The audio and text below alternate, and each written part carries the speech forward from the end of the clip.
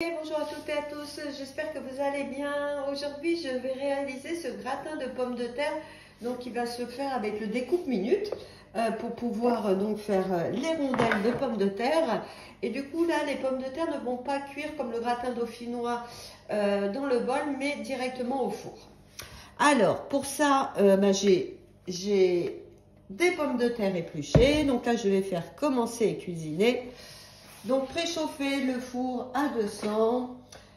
Donc là on pouvait peser 1 kg de pommes de terre. Bon, moi j'ai pas pesé, hein, j'ai fait un peu au pif comme il m'en faut pas mal, surtout que je vais faire deux plats, un avec du fromage et un autre sans fromage. Donc là insérer le découpe minute.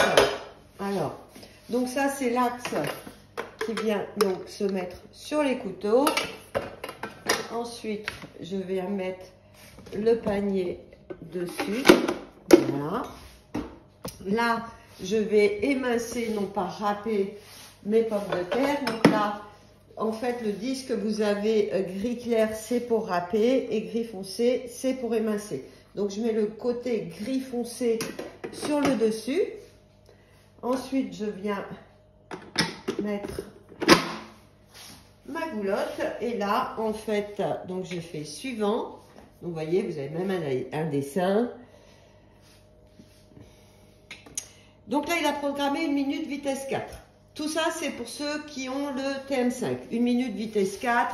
Donc ça va émincer épais. Quand vous voulez émincer fin avec le TM5, il faudra mettre la fonction sens inverse. D'accord? Mais moi, j'ai le TM6. Donc pour aller sur le TM6, je ne vais pas faire ça. Je vais aller directement sauvegarder la recette et aller bien sûr sur mon mode émincer. D'accord? Et là, je vais faire émincer, donc c'est émincer épais. Donc là, je vais insérer donc mes pommes de terre. Et ici, je vais faire épais. Donc là, au fur et à mesure, j'ai à peine à appuyer.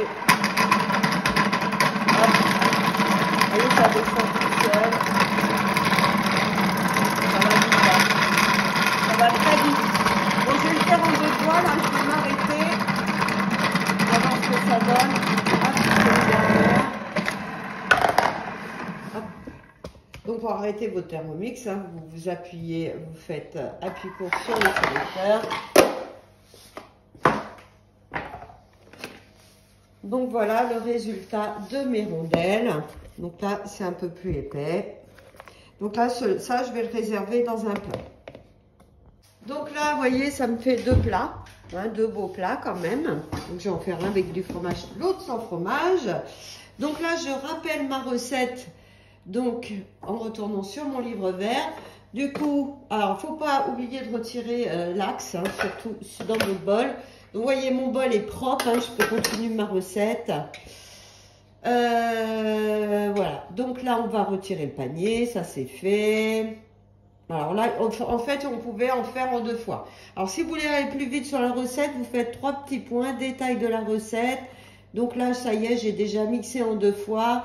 Mon gruyère, déjà, il est râpé. Donc, je vais directement où je veux aller.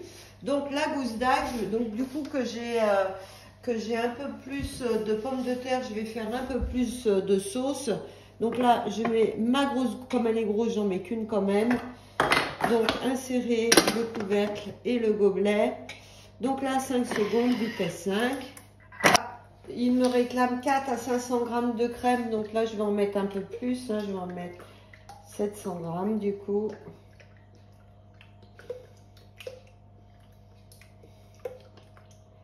Oh, elle est très rapide cette recette. Hein. C'est vraiment hyper simple. Même quand vous avez du monde. Ça, c'est, Donc là, il demande du sel, du poivre et de la muscade. Tout ça, j'ai fait un petit bol. Après, vous la goûtez hein, pour voir si elle est assaisonnée.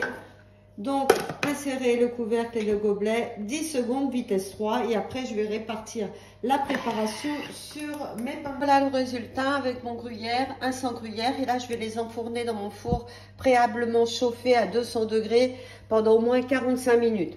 En fait, pour vérifier après que mes pommes de terre sont cuites, hein, vous prendrez la pointe d'un couteau, vous vérifierez bien sûr que vos pommes de terre sont cuites. Voilà le résultat. Donc ça, c'est celui au fromage, celui pas au fromage. Donc c'est parfaitement cuit hein, au bout de 45 minutes.